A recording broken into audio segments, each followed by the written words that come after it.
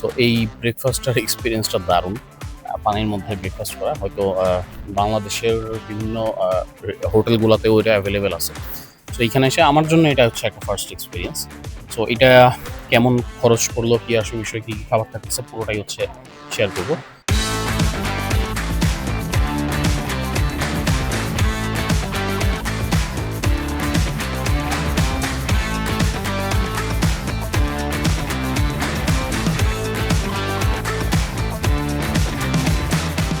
ওকে, good morning guys. আজকে ওয়েদারটা বেশ গ্লোমি, সকাল থেকে বৃষ্টি হচ্ছিল। সো আমরা গতকালকে রাত্রেই হচ্ছে এই ফ্লোটিং ব্রেকফাস্ট প্যাকেজটা হচ্ছে নিয়ে রাখি। সকালে উঠে চিন্তা হচ্ছিল যে বৃষ্টির মধ্যে আসলে এটা করা যাবে কিনা। যাই হোক, বৃষ্টি থেমে গেছে। সো ৯টার দিকে হচ্ছে আমরা আমাদের ফ্লোটিং ব্রেকফাস্টটা পাই। সো প্রথমে আসি খরচের বিষয়। খরচে হচ্ছে এইটা ২ জনের জন্য হচ্ছে ১১০০ বাত খরচ পড়েছে। সো ১১০০ বাত বাংলা টাকা হিসাব করলে হচ্ছে ৪২০০ কি ৪৩০০ টাকার মতো হচ্ছে আমাদের ২ জনের জন্য আসতেছে। আমরা পুরোটাই হচ্ছে ওদের ৪টা ৬টা হচ্ছে মেনু থাকে। ওইখান থেকে হালাল যে মেনুটা, এবং ওদের সাথে কথা বলে নিয়েছিলাম যে আমাদের হালাল মেনুটাই লাগবে, এবং ওরা এনশিওর করছে যে স্যার আমাদের কিচেনটা ২ টা সেপারেট কিচেন আছে। তো আপনাদেরকে হালাল কিচেন থেকে হচ্ছে ফুড সার্ভ করা হবে। এইখানে মোটামুটি যেহেতু ২ জনের জন্য, সো আমরা হেলদি যে আইটেমগুলো আর হচ্ছে আরেকটা হচ্ছে প্রোরিজ একটা আইটেম ছিল সেট মেনু। সো ওইখানে হচ্ছে ছিল, এইখানে যেটা আছে এখানে মোস্ট প্রবাবলি এটা পায়েস অথবা সেমাই জাতীয় কিছু, অথবা ওটমিল জাতীয় কিছু। এখানে হচ্ছে সিরিল, এইখানে বিভিন্ন ধরনের হচ্ছে লবণ, পেঁয়াজ পাতা, আদা। এইখানে একটা সালাদ টাইপের কিছু সসেস। এটা most probably yogurt, milk, fruit juice, orange most probably. এখানে ফ্রুটস আছে, ওয়াটারমেলন, যদিও আমরা ২-১ পিস খেয়ে ফেলছি, পাইনাপেল, এটা মোস্ট প্রবাবলি ড্রাগন, হোয়াইট টাইপের কিছু একটা, হোয়াইট ড্রাগন যেটা। এখানেও সেম রিপিট সালাদ, এখানে সস। এখানে নতুন একটা, এটা মোস্ট প্রবাবলি হচ্ছে ডিমের কোনো একটা আইটেম। এখানে কিছু নাটস, এখানে যে আমরা যেটা হচ্ছে কোকো ক্রাঞ্চ টাইপের, কোকো ক্রাঞ্চ আর কি। এখানে বিভিন্ন ধরনের ব্রেড এবং সাথে বাটার, সসও থাকতে পারে। আর এখানে হচ্ছে একটা কফির হচ্ছে আচ্ছা আসলে ব্ল্যাক কফি আছে এখানে। এটা হ্যাঁ, এটা ব্ল্যাক কফি। এখানে চা কফির, এখানে বাকি স্পুন, নাইফ, ফর্ক সবগুলোই হচ্ছে এখানে আছে।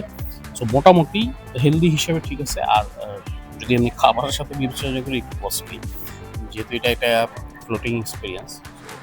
ইন রুম বা এখানে বাফেট যেই হচ্ছে রেস্টুরেন্ট আছে, সেই বাফেট যেই হচ্ছে ব্রেকফাস্ট, সেটার প্রাইসিংটা একটু কম হতে হয়তো, মোস্ট প্রবাবলি ৪০০ বা ৫০০ বাত। আচ্ছা, এই প্যাকেজটা চাইলে আপনারা হচ্ছে একজনের জন্য নিতে পারবেন। একজনের জন্য হচ্ছে এটা ৮০০ বাত পড়বে।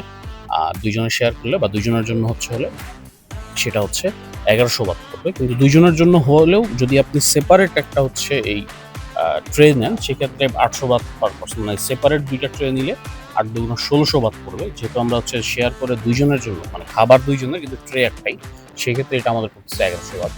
সো অনেকক্ষণ ওয়েট করতেছি, খাওয়া দাওয়া একটু শুরু করি, দেখি ফল দিয়ে শুরু করি। আচ্ছা, এইখানে যেটা দেখলাম যে থাইল্যান্ডের তরমুজ বেশ মিষ্টি। আর যেখানেই গেছি তরমুজ আইটেম তাদের আছে। খাবারের বিল দেওয়া শেষ, কমপ্লিমেন্টারি তরমুজ দিয়েছে।